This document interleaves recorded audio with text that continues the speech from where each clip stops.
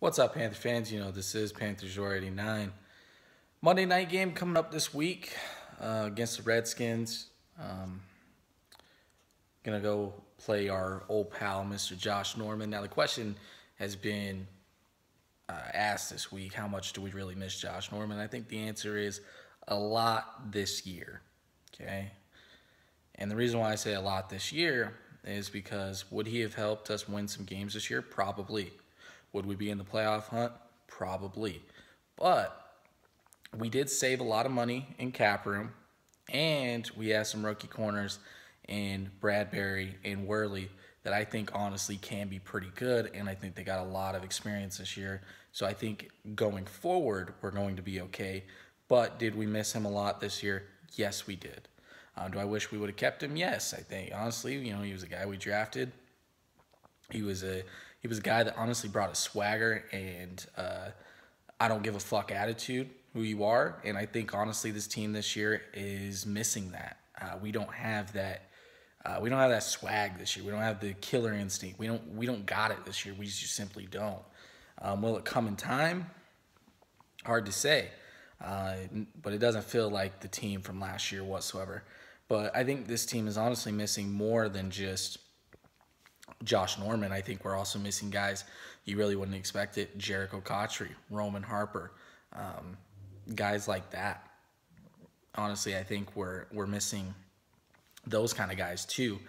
The veteran leadership that's been there, done that, knows what to do in situations, knows what to say. And I think that is one of the underrated things people forget about. I think going forward in the future, we're going to win those games that we lost this year because we got that experience, right? Guys like Bradbury, Worley, Kelvin, Funches, those guys, they've learned, they've grown from it, and I think they'll improve from it. Now, I think Cam's got to learn how to, maybe even be a better leader, honestly. He dictates basically how the team goes, right? If he's down or he isn't enthusiastic, the team is down and they're not enthusiastic. So it is obviously a two-way street. With the Redskins, they got a pretty good offense. You can't deny that. Kirk Cousins, I would say he's legit. You got to be really wary of Deshaun Jackson being a deep threat, along with guys like Pierre Garçon. They got some weapons on offense, that's for sure. You cannot think we're going to go in there hold them to under 10 points. That's probably not going to happen.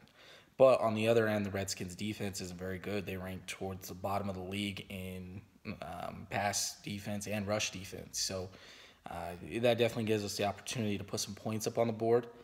Monday night, primetime game, for whatever reason, we always seem to play really well in these. This season reminds me of those first couple seasons with Cam where it started off rough, our record wasn't very great, and then we finished really strong really strong at the end of the year, which gave us optimism for the next year, right? I think a similar thing is happening this year. I wouldn't be surprised at all to see us finish 8-8. We have played much better lately, and I expect that trend to continue. With this game, I think honestly we'll win it 31-27, but it is going to be close. I could see the Redskins beating us with this one, to be honest. But all in all, I do think we get the victory. So I say the future for us is brighter than really anybody else in the South. Tampa Bay, honestly, they probably have a pretty good future. But I think Atlanta and New Orleans, they're on the downhill, right? So I think we have a good future going, and I think the question that everybody's been asking this week, do we miss Josh Norman? This year, I think so. Future years, I think we'll say, well, it was a good move saving the money and having some new rookies, and once they get experience, they'll be good to go. But I think that's about all for this video, so thanks for watching, and go Panthers.